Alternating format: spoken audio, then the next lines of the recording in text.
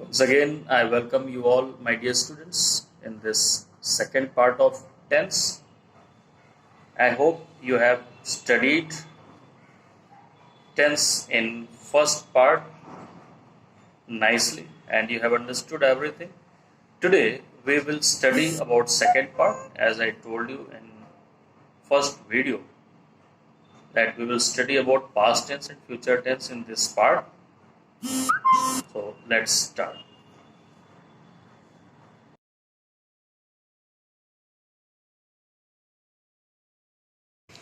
Tense, a complete study, part 2.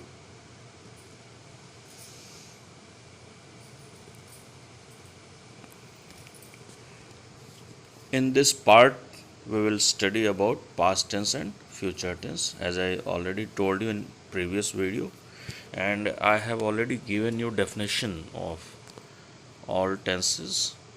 In this tense, we will see only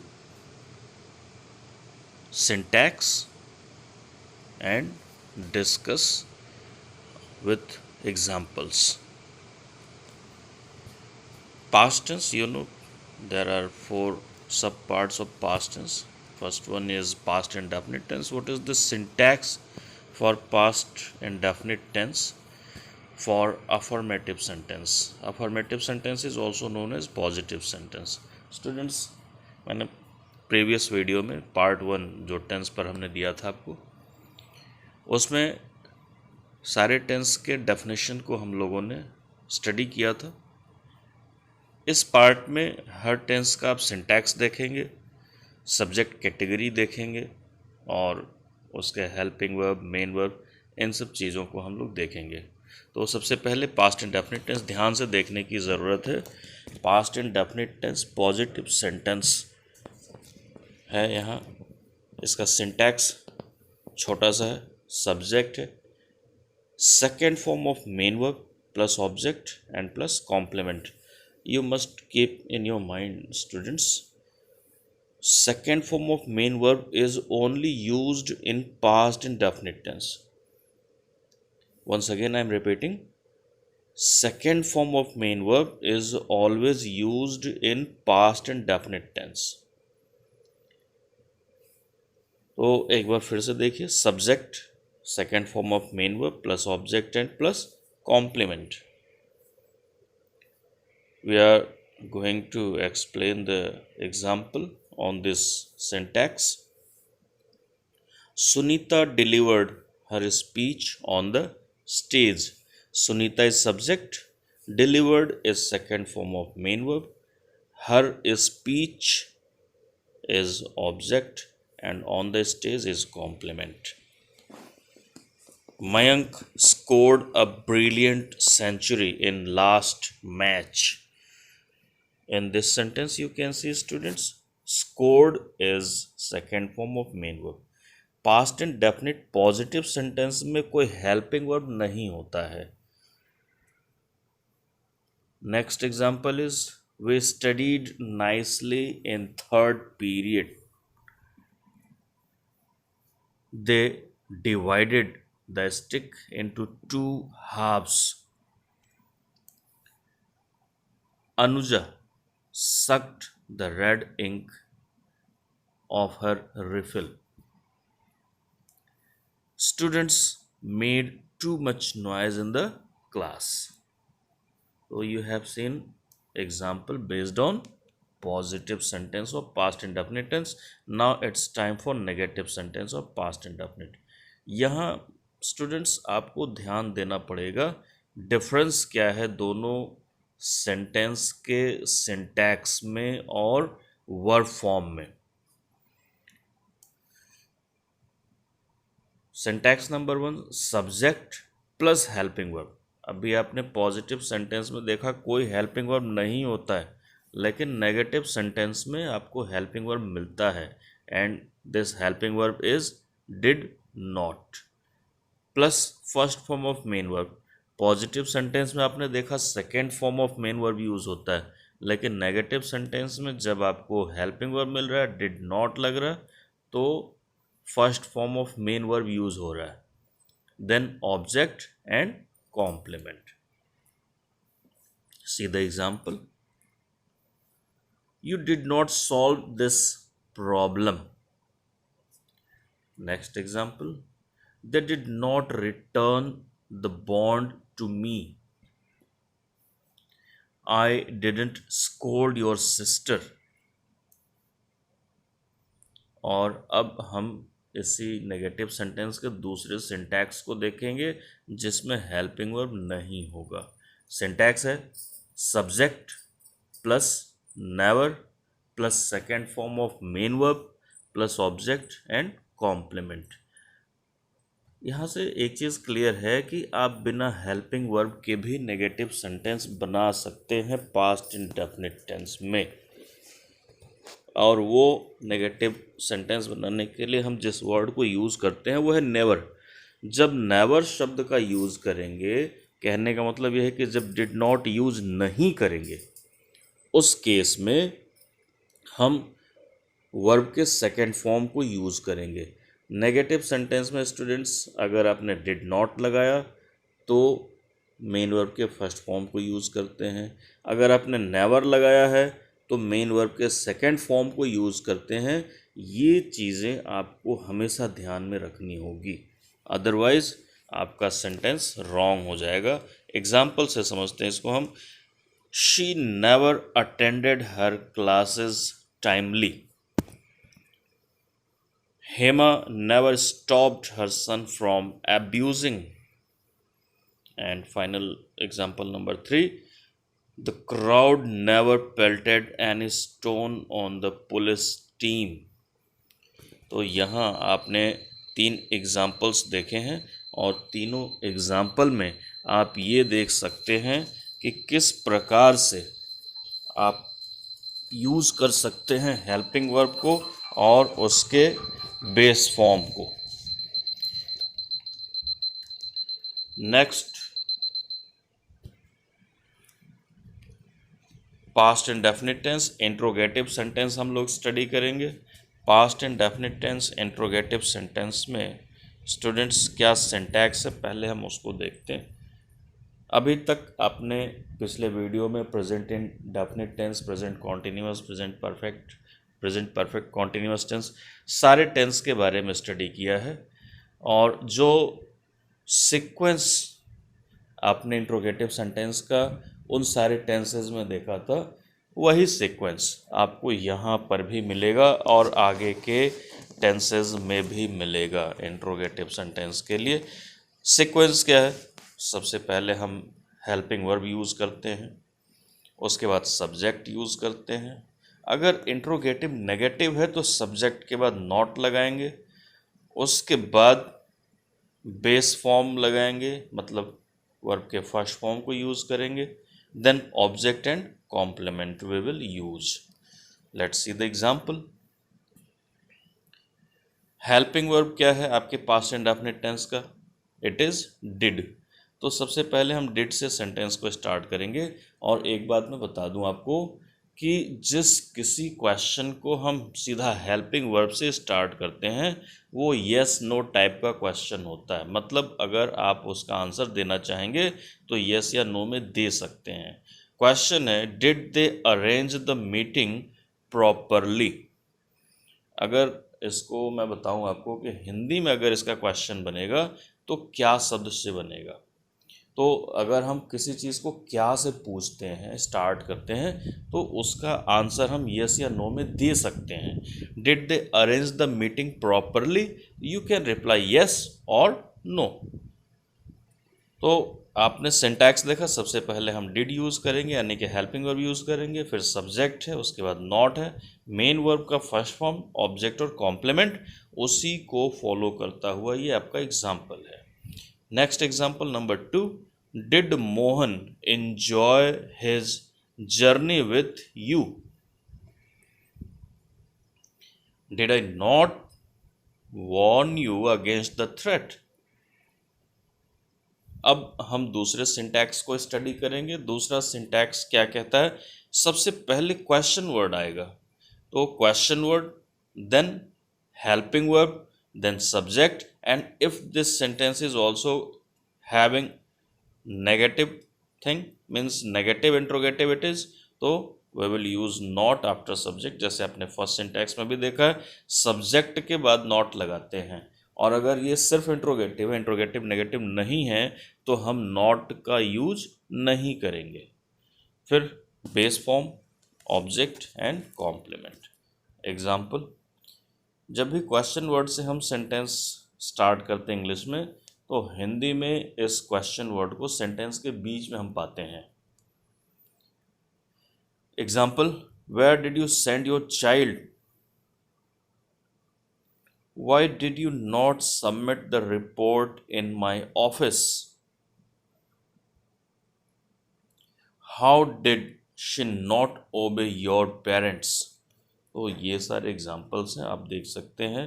इसको हम WH type का question भी कह सकते हैं, जो sentence interrogative sentence question word से स्टार्ट होता है वो WH टाइप का क्वेश्चन हो सकता है। W means which, why, when, what, where, ऐसे क्वेश्चन वर्ड्स होते हैं। H means how much, how long, ऐसे क्वेश्चन वर्ड से हमारा सेंटेंस स्टार्ट होता है। इंट्रोगेटिव सेंटेंस जैसे मैंने आपको पिछले अपने वीडियो सेंटेंस में बताया था, दो टाइप के होते हैं। एक यस नो टाइप का क्वेश्चन होता है जो आपने सिंटैक्स नंबर 1 में देखा है, और दूसरा WH टाइप का क्वेश्चन होता है जो आप सिंटैक्स नंबर 2 में अभी अभी देख रहे हैं। Now it's time for past continuous tense syntax. Definition मैंने आपको प्रीवियस वीडियो में ऑलरेडी बताया हुआ है, तो सीधा हम लोग यहाँ सिंटैक्स से स्टार्ट करेंगे। Affirmative sentence, what is the syntax for affirmative sentence? Subject category देख लेंगे हम यहाँ पर। Subject is I, he, she, it और singular number. Then we will use helping verb as was, and present participle form of verb means first form of verb with ing is used, then object and complement. Example, I was doing my duty in the field. He was making a portrait on junk food. It was raining heavily outside. तो आपने यहाँ पर examples देख लिए। Subject category क्या है? Past continuous tense को हम स्टडी कर रहे हैं। पास्ट कॉन्टिन्यूअस टेंस में दो टाइप का आपको सिंटैक्स मिलेगा, जिसमें फर्स्ट सब्जेक्ट कैटेगरी है आई, ही, शी, इट और सिंगुलर नंबर। दूसरा जो सब्जेक्ट कैटेगरी आपके सामने डिस्प्ले हो रहा है वो है यू, वी, दे और प्लूरल नंबर। तो इस सेकंड सिंटैक्स में हम देख लेते हैं। सब्जेक्ट आपने देख लिया, इसके साथ हेल्पिंग वर्ब चेंज हो जाएगा। सेकंड सब्जेक्ट कैटेगरी में हेल्पिंग वर्ब होगा वर। बाकी चीज़ें एज इट इज़ है, जैसे आपने सिंटैक्स नंबर 1 में देखा है, base form plus ING plus object and complement. जब आप सब्जेक्ट कैटेगरी को ध्यान में रखेंगे तो अपने हेल्पिंग वर्ब को सही से यूज़ कर सकते हैं। यू, वी, दे और प्लूरल नंबर के साथ वर यूज़ करते हैं। I, we, I, he, she, it और सिंगुलर नंबर के साथ वॉज यूज़ करते हैं पास्ट कॉन्टिन्यूअस टेंस के अफर्मेटिव सेंटेंस में। एग्जाम्पल देखिए, you are catching fish from the pond yesterday. They were practicing for the battle. And next one is the scientists were striving to make vaccine. So students, you have seen the examples also. Now syntax for past continuous tense negative sentence. What is the syntax? सारी चीज़ें वैसी ही हैं जो syntax अभी आपने देखा है। यहाँ आपको ध्यान रखना है कि नॉट का प्लेसमेंट कहाँ पर करेंगे हम। सब्जेक्ट कैटेगरी चाहे आई, he, she, it singular number हो या यू, वी, दे और प्लूरल नंबर हो, उसको आपको ध्यान में रखना है। उसी के अकॉर्डिंग आप अपना हेल्पिंग वर्ब यूज़ करेंगे, वॉज या वर, और वॉज या वर यूज़ करने के बाद आप नॉट लगाएंगे, and then base form with ING you will use with object and complement. अगर कॉम्प्लीमेंट सेंटेंस में नहीं है, जैसे मैं हर सिंटैक्स में कॉम्प्लीमेंट बोल रहा हूँ, ज़रूरी नहीं कि हर सेंटेंस में कॉम्प्लीमेंट आए ही, तो उसको हम ड्रॉप कर देंगे। Example, Gopi was not milking his cows, they were not taking interest in the business, the nurses were not taking good care of the patients, the teacher was not taking pain to control the unruly students। तो ये कुछ examples आपके सामने हैं। एक और example है, the animals were not sleeping in their shades. तो यहाँ आपको ध्यान में रखना है सब्जेक्ट कैटेगरी क्या है और उसके साथ कौन सा हेल्पिंग वर्ब सुटेबल होगा। Now next we are going to study about interrogative sentence, past continuous tense, interrogative sentence. Syntax जैसे मैंने आपको पहले भी बताया है, हर टेंस में कॉमन सिंटैक्स है, सिर्फ चेंज क्या होता है, चेंज होता है आपका हेल्पिंग वर्ब। अभी तक कई बार आपने प्रैक्टिस किया है एंड आई होप कि you have learned all the syntaxes. अगर आप वीडियो को बार बार देखेंगे, शुरू से अंत तक देखेंगे, ध्यान से देखेंगे, तो it's my guarantee you will understand each and everything, and once you have understood the things nicely, so it will work for you throughout life। एक बार आपने चीज़ों को समझ लिया अच्छे से, तो ये पूरे जीवन भर आपके काम आएगा। ये ग्रामर के जो रूल्स हैं, आपके क्लासेस चेंज हो जाएंगे, लेकिन ये चेंज नहीं होते हैं, ये पूरे जीवन भर आपके काम आएगा, इसलिए इसको बहुत ध्यान से समझने की ज़रूरत है। तो आइए हम लोग फिर से टॉपिक पे आते हैं, interrogative sentence. Syntax, question word plus helping verb plus subject plus not plus base form plus ING, object and complement. Example, सबसे पहले क्वेश्चन वर्ड से नहीं, हेल्पिंग वर्ब से सेंटेंस मैंने स्टार्ट किया है।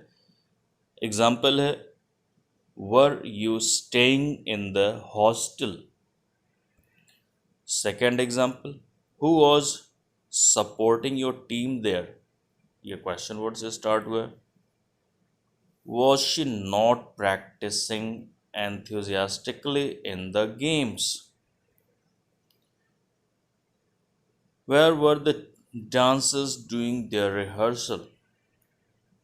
And finally, why were your relatives scuffling with one another?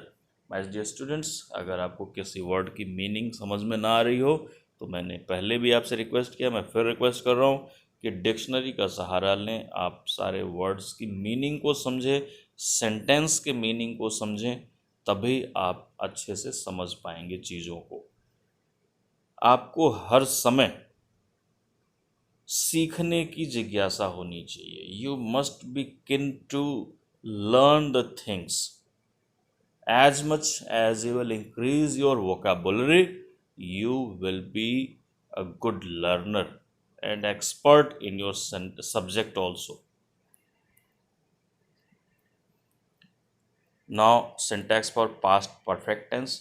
Students, ये past perfect tense दो टाइप का सेंटेंस आपके सामने लेकर आएगा। सबसे पहले आप देखिए, लिखा सिंपल अफर्मेटिव सेंटेंस। इसके पहले आपने किसी भी सिंटैक्स में इस तरीके से सिंपल अफर्मेटिव सेंटेंस नहीं देखा था, लेकिन पास्ट परफेक्ट और फ्यूचर परफेक्ट में ये दोनों चीज़ें आपको मिलेंगी, दोनों टेंस में ये चीज़ें मिलेंगी। तो सिंपल अफर्मेटिव सेंटेंस सिंटैक्स हम देखेंगे। सबसे पहले syntax is subject plus helping verb had plus third form of main verb plus object and plus complement. यहाँ स्टूडेंट्स आपको ये पहचानने की ज़रूरत नहीं है कि सब्जेक्ट किस कैटेगरी का है, कैटेगरी नंबर 1 है, कैटेगरी नंबर 2 है या 3 है, क्या है। कोई भी सब्जेक्ट हो पास्ट परफेक्ट टेंस में, आप सीधा उसके साथ हेल्पिंग वर्ब हैड लगाते हैं और third form of main verb. आपने प्रेजेंट परफेक्ट में भी देखा था, third form of main verb का यूज़ करते हैं। मतलब अगर परफेक्ट टेंस है, चाहे वो प्रेजेंट का है, पास्ट का है या फ्यूचर का है, कोई भी परफेक्ट टेंस होगा तो आप मेन वर्ब के third form means past participle form of verb का यूज़ करेंगे। Then object and complement, simple सा। तो ये सिंपल अफर्मेटिव सेंटेंस का सिंटैक्स है। एग्जाम्पल देखेंगे हम इसके लिए। Example is they had already merged all the letters. Sudhanshu had forgotten everything about the incident. Now we are going to see the syntax for complex affirmative sentence.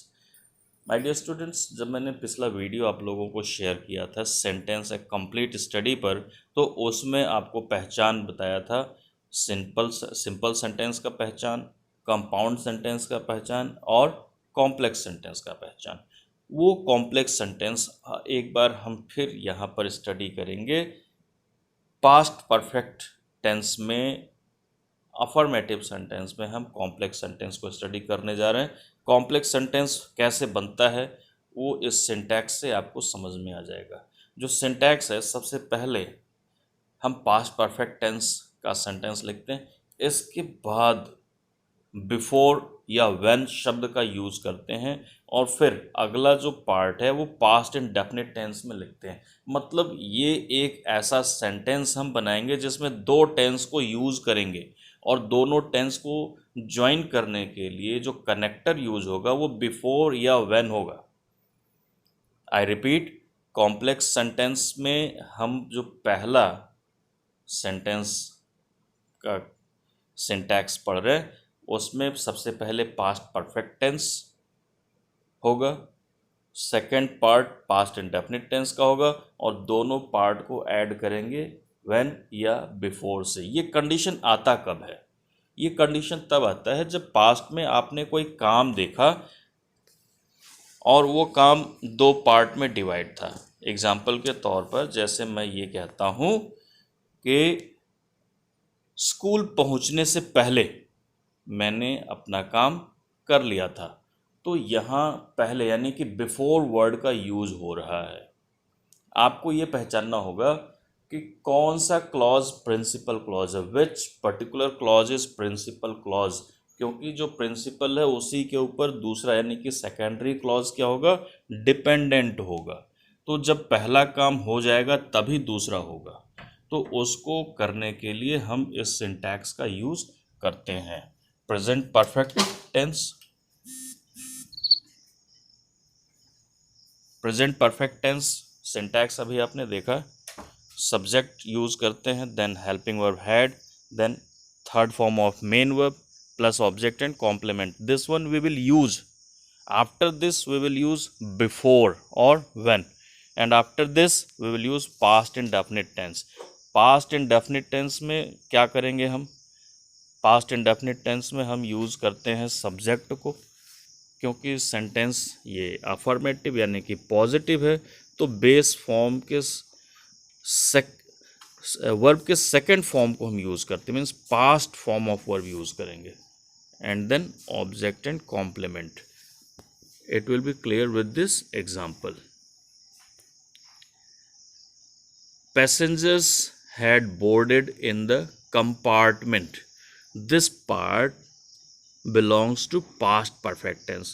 Just see, passengers, this is subject, had is helping verb, boarded third form of main verb, in the compartment this is complement, before this is connector, the train started, the train is subject and started is second form of verb. You cannot see any helping verb, so this is past indefinite tense. My dear students, ये complex sentence है, बहुत ध्यान से आपको इसको समझने की ज़रूरत है। पहला जो कॉम्प्लेक्स सेंटेंस आप देख पा रहे हैं पास्ट परफेक्ट टेंस में, वो उसका एग्जाम्पल है। अब जो हम दूसरा रूल स्टडी करेंगे कॉम्प्लेक्स अफर्मेटिव सेंटेंस का, उसमें क्या होगा, first part past indefinite tense में है, कनेक्टर के रूप में आफ्टर या फिर बट का यूज़ करते हैं और फिर पास्ट परफेक्ट टेंस में सेंटेंस को लिखते हैं। तो आपको ध्यान देने वाली बात यह है कि कौन सा क्लॉज प्रिंसिपल क्लॉज है। अगर पहले समाप्त होने वाला काम है और उस पर दूसरा एक्शन डिपेंडेंट है, तो जो पहले समाप्त होगा वो प्रिंसिपल क्लॉज होगा। लेकिन अगर बाद में समाप्त होने वाला क्लॉज प्रिंसिपल क्लॉज होता है तो उसको हम पहले यूज़ करते हैं। ध्यान ये देना है कि एक्शन पहले वाला ज़्यादा इम्पॉर्टेंट है और उसके ऊपर दूसरा क्लॉज डिपेंडेंट है, या पहले समाप्त होने वाला क्लॉज ज़्यादा इम्पॉर्टेंट है, उसके ऊपर दूसरा डिपेंडेंट है।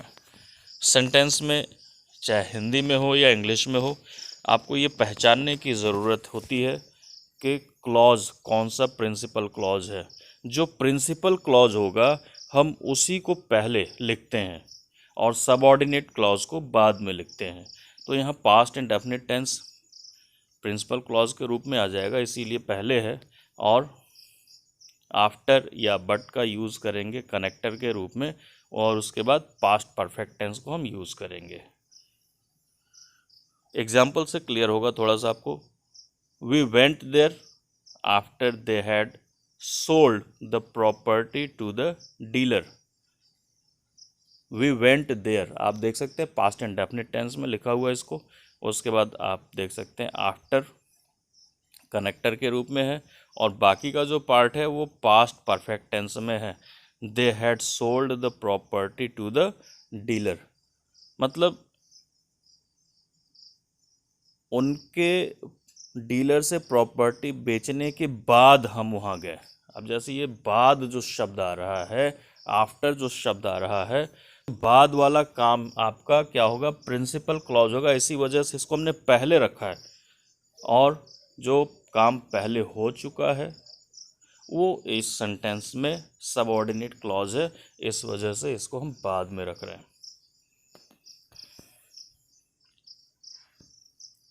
नॉन सिंपल नेगेटिव सेंटेंस जैसे अपने पॉजिटिव सेंटेंस में देखा था, उसी तरह से नेगेटिव सेंटेंस में भी देखेंगे। सिंपल नेगेटिव सेंटेंस का जो सिंटैक्स है, सबसे पहले subject, then helping verb had, then not, then third form of main verb, object and complement. Example, Neeraj had not withdrew amount from the bank। Complex sentence, negative sentence में complex negative sentence का हम syntax देखेंगे। सारी चीज़ें वैसे ही हैं, सिर्फ not का आपको यूज़ करना, लेकिन नॉट यूज़ कहाँ करेंगे इस बात को ध्यान में रखना है। आप देख सकते हैं जो सिंटैक्स अभी आपके सामने है, इसमें आपने जो पॉजिटिव सेंटेंस में देखा था वही सिंटैक्स अभी भी है। नॉट हम प्रिंसिपल क्लॉज में यूज़ करते हैं, मतलब नॉट का यूज़ हम पास्ट परफेक्ट टेंस में करेंगे, ना कि पास्ट इंडेफिनिट टेंस में।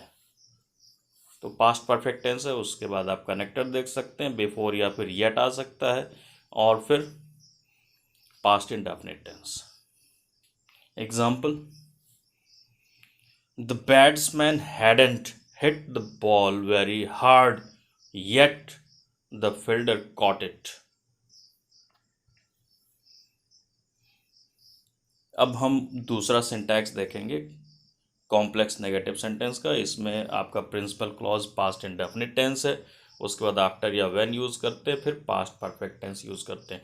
नॉट को हम पास्ट इंडेफिनिट टेंस वाले पार्ट में यूज़ करेंगे, क्योंकि जो पहले आएगा जो प्रिंसिपल क्लॉज होगा उसी में नॉट का यूज़ करेंगे। जैसे यहाँ पे आप देख सकते हैं, I didn't say anything after the chairperson had left the cabin. तो आप इस सेंटेंस में देख सकते हैं नॉट को हमने principal clause past indefinite tense में यूज़ किया सेकंड सिंटैक्स में, जबकि फर्स्ट सिंटैक्स में हमने नॉट को यूज़ किया है पास्ट परफेक्ट टेंस में। एक और एग्जांपल आप देख सकते हैं, we didn't purchase the things after the inspector had gone. So this way you have seen syntax on negative sentence. Now we are going to see the syntax on interrogative sentence.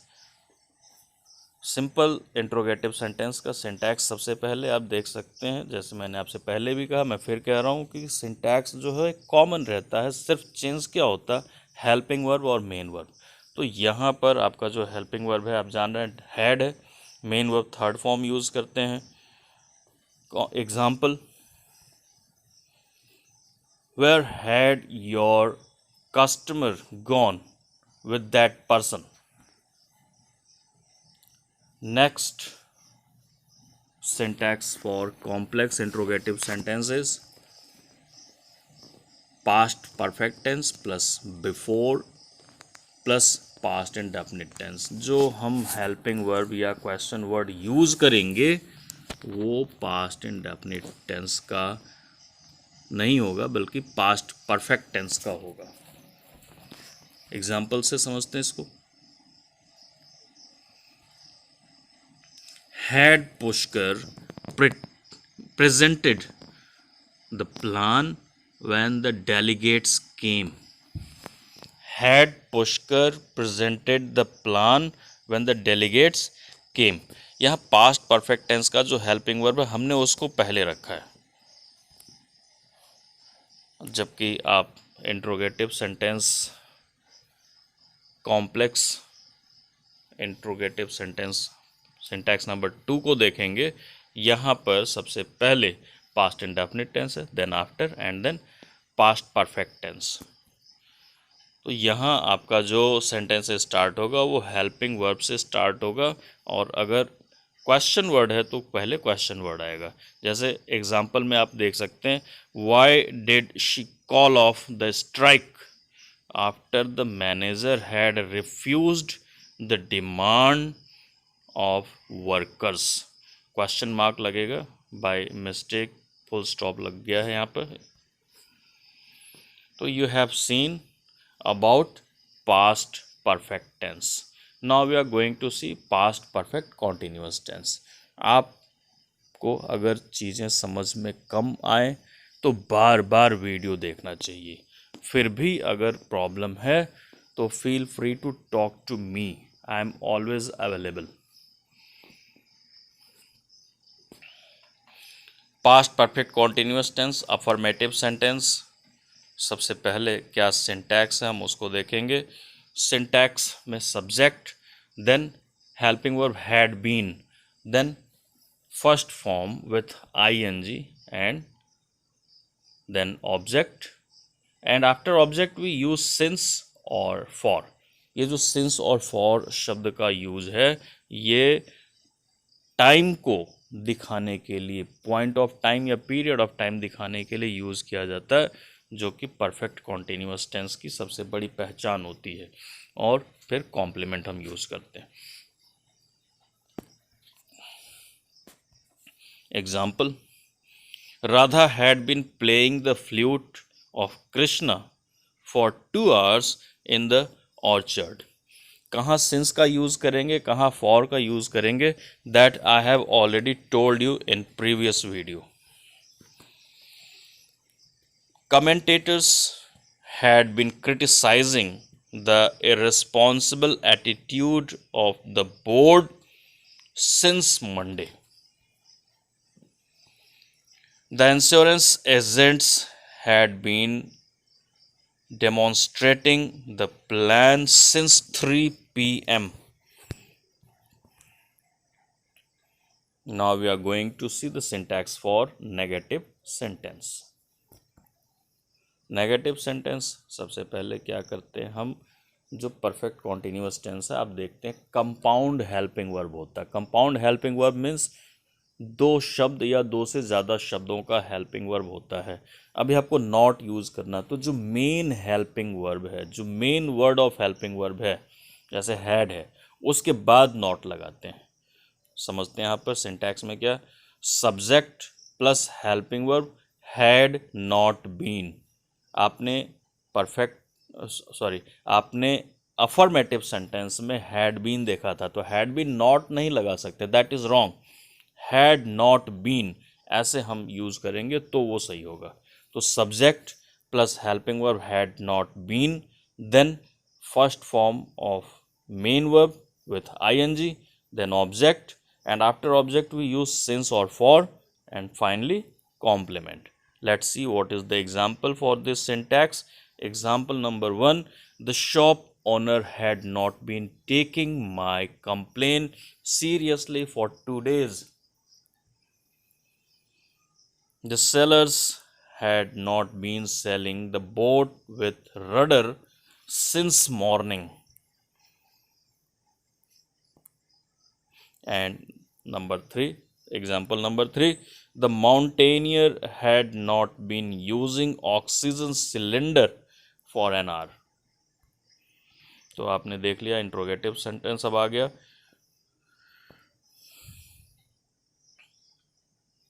Syntax, question word plus had plus subject plus not been. If it is interrogative negative, so we will use not been, otherwise we will use only been.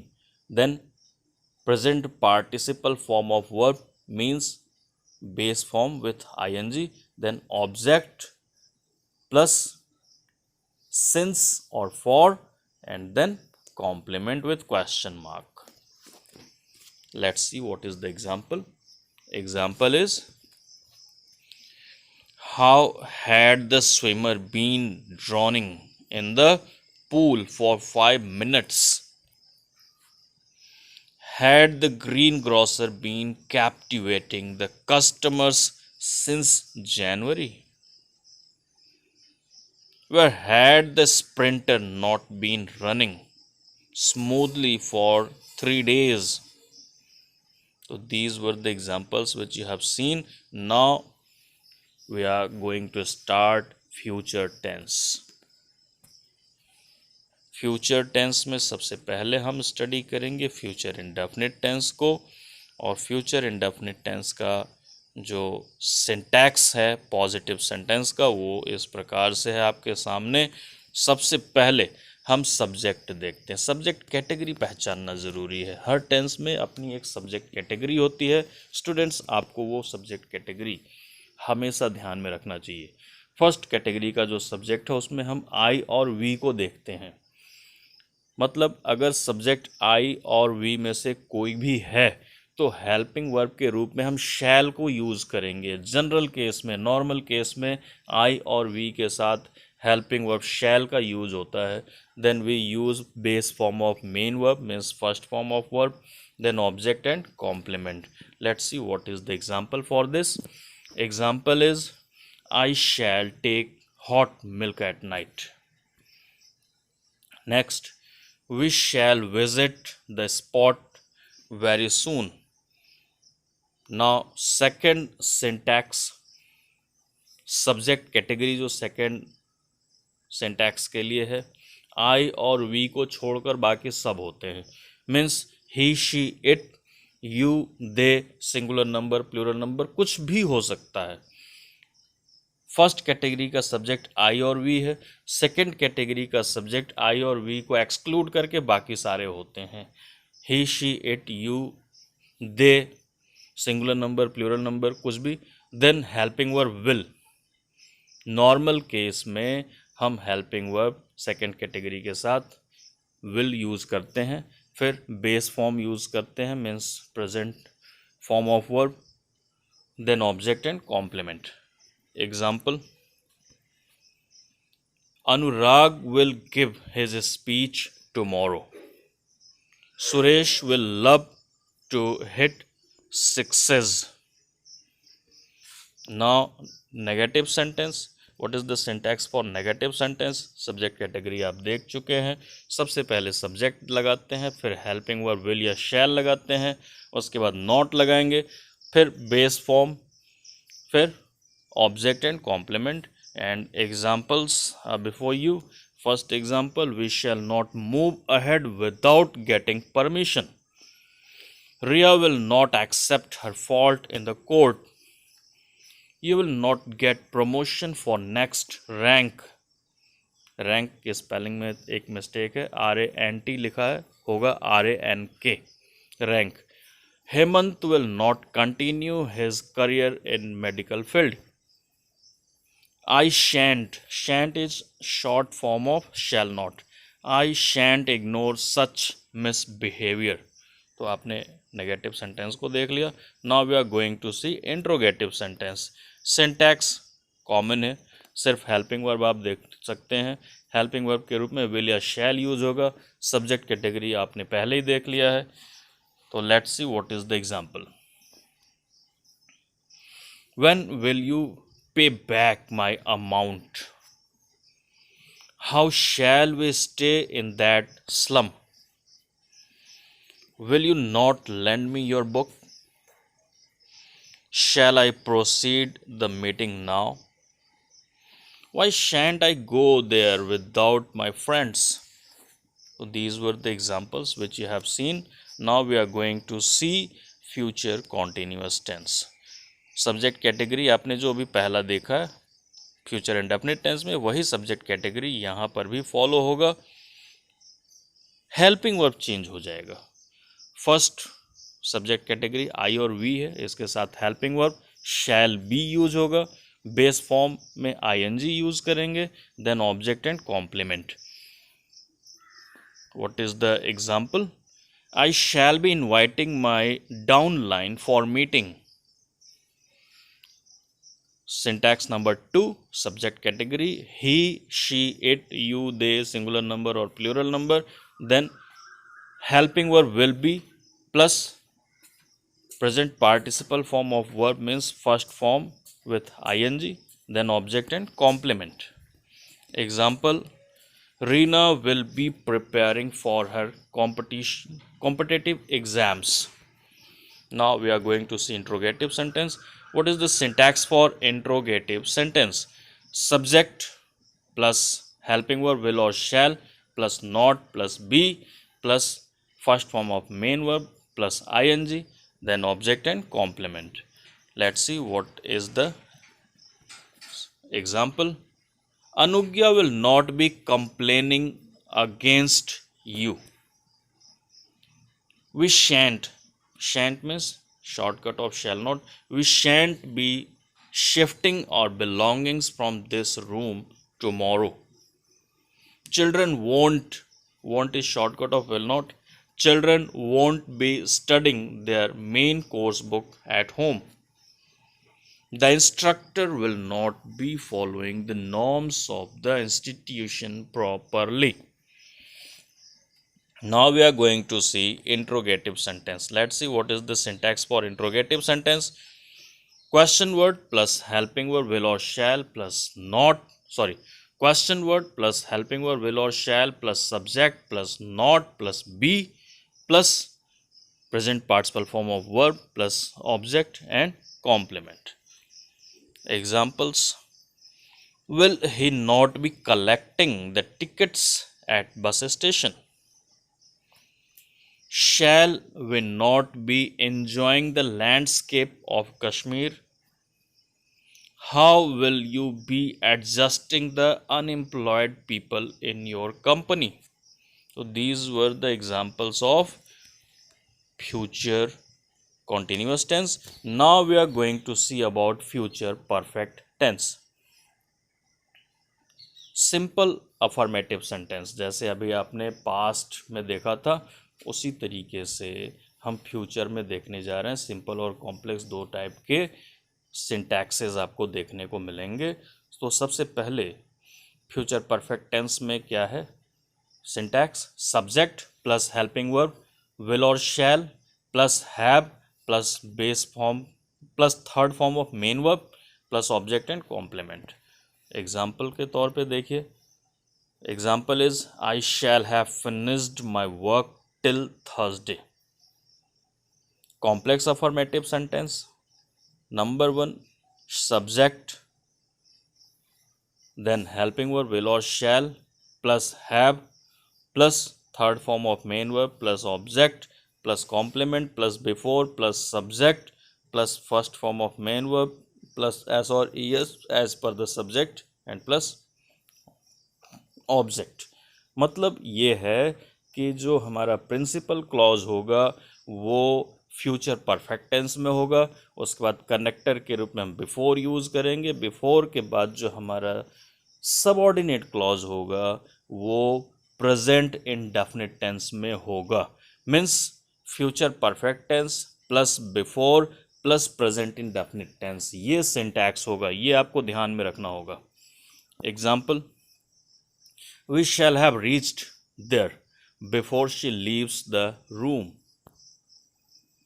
Dinesh will have paid the bill before the security members stop him. Now, negative sentence, simple negative sentence. What is the syntax? Syntax is subject plus helping verb will or shall plus not, have plus third form of main verb plus object and complement. Let's see the example. Example is, the engineer will not have designed the plot sincerely. Complex negative sentence, सारी चीज़ें वैसे ही हैं, principal clause में ही हम not को use करते हैं, यानी कि जो मेन हेल्पिंग वर्ब है शैल या विल, उसके बाद नॉट यूज़ करेंगे, फिर base form third form of main verb use करेंगे plus object complement then before and then present indefinite tense के अकॉर्डिंग हम सिंटैक्स यूज़ करेंगे, subject then first form of main verb plus s और es, it depends on subject category and then object. Example, the scientists will not have explored the secret of universe before the aliens visit this planet. Next example, I shall not have allowed the peasants to go out for walk before the doctor comes. यहाँ पे comes word छूट गया। Next, syntax is for simple interrogative sentence. Simple interrogative sentence, question word, then helping verb will or shall plus subject plus not have plus third form of main verb plus object and complement. Example is before you and example is, will the maid have served the cold coffee in the office? Next one is, why shall I not have issued the books to the students of class 8B? Now next, syntax for complex interrogative sentence. Everything remains same, only we have to see the use of helping verb. जो helping verb हम use करेंगे वो principal clause का helping verb पहले आएगा, बाकी as it is हम use करेंगे।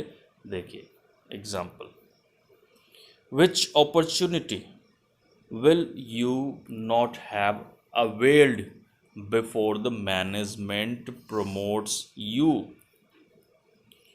Shall we have crossed the boundary before he attacks? Now we are going to see last tense, future perfect continuous tense. सबसे पहले हम देखेंगे सिंटैक्स पॉजिटिव सेंटेंस के लिए फ्यूचर परफेक्ट कॉन्टिन्यूअस टेंस में क्या है सिंटैक्स, वो देखते हैं। Subject then helping verb will और शैल, सब्जेक्ट कैटेगरी आप ऑलरेडी जान चुके हैं, कहाँ विल लगेगा कहाँ shall, plus have been plus present participle form of verb means first form with ing, then object and after object we use since और for and then complement. Example, Kedar will have been dumping the stock in the godown for 3 months. We shall have been performing on the stage since July 2021.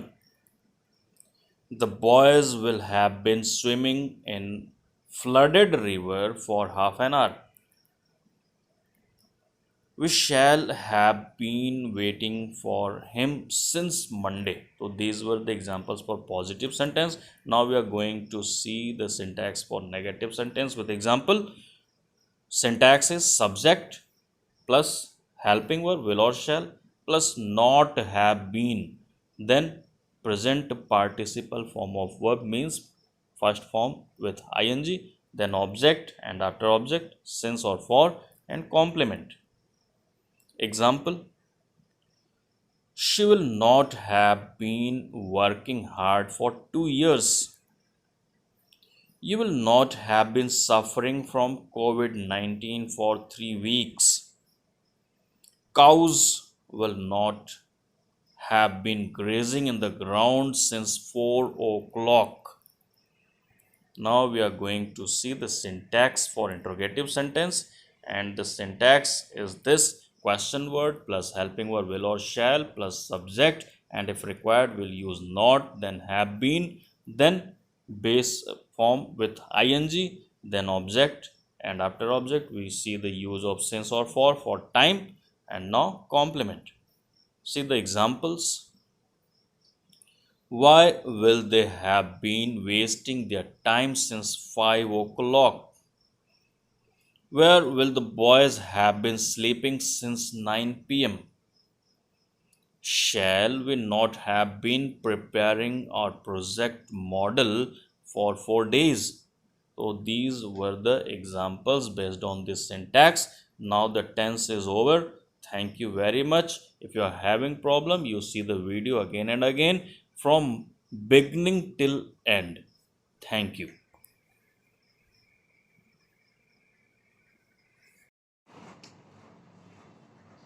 Dear students, I hope you have seen the video properly, and you have understood the rules, and you have also seen what are the structures to frame the sentences in different tenses. I hope now you will have no doubt about tense. If still you are having any kind of doubt, feel free to give me comments in the comment box, and like and share the video as much as you can, and don't forget to subscribe the channel. Thank you.